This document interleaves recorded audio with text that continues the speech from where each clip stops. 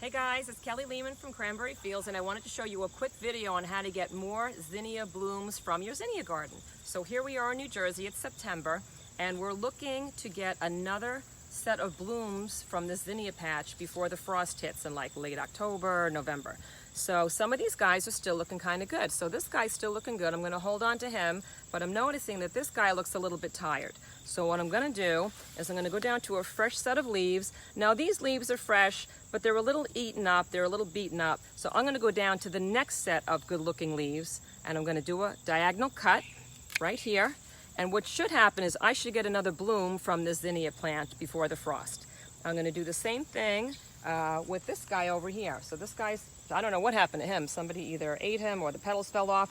I'm going to go down to a fresh set of blooms.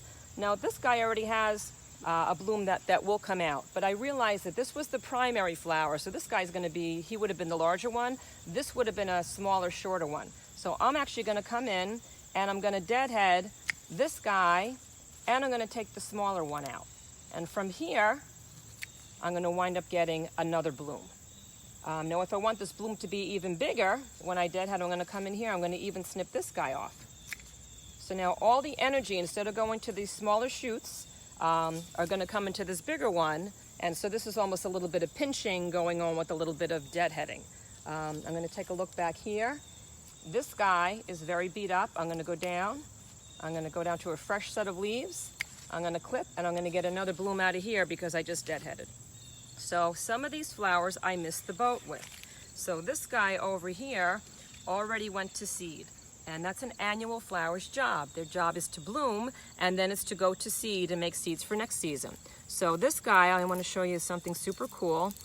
There are seeds inside here that are in the shape of arrows. So each of these little arrows will be a zinnia flower next year. And we made an entire video on how to harvest zinnia seeds. So we're going to take these, dry them out, and replant them in our garden next year. So we'll put that up soon. And basically that's how you deadhead. Now some flowers love deadheading and they flourish with them. Things like cosmos, dahlias, zinnias, petunias, they love it, they're great. Other flowers you do not want to deadhead. Things like sunflowers and flowers that only have like one bloom per season, you don't want to deadhead them because once you cut off that flower bloom, that's it for the season. So I hope you guys learned something today about your zinnia flowers and how to get more blooms in your garden. If you liked the video, please give us a like or give us a comment. Please subscribe to our channel, and you can also join us at cranberryfields.com.